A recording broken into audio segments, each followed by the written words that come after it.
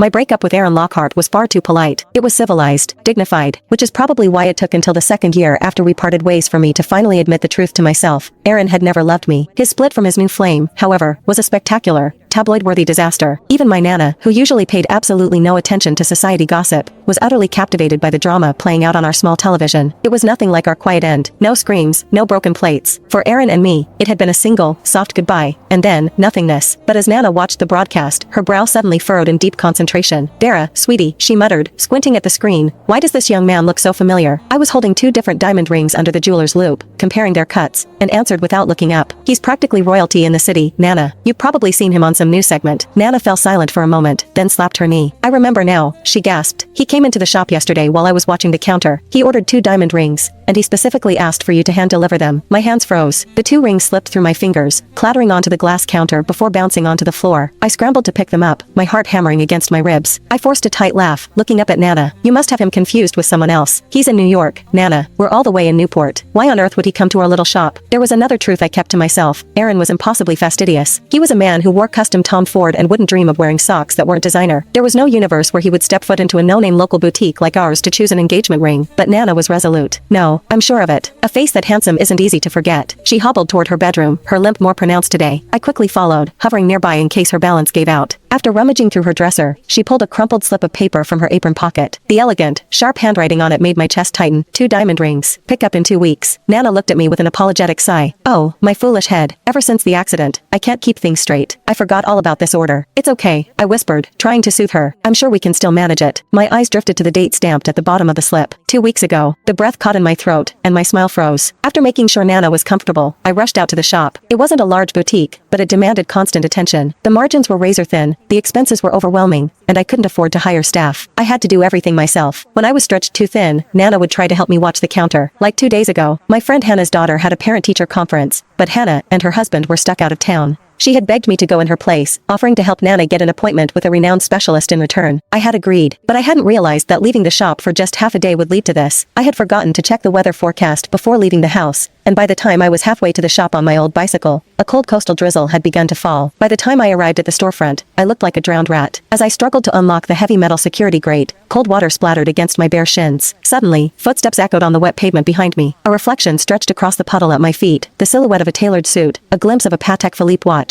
and a man impatiently tapping the handle of an umbrella. I turned around slowly, already knowing who I would see. Aaron stood there, his lips pressed into a thin, displeased line. "So this is your shop," he said, his voice carrying that familiar, low-frequency judgment. "You told me you wanted to take the world by storm. Is this the grand result?" I forced a professional smile.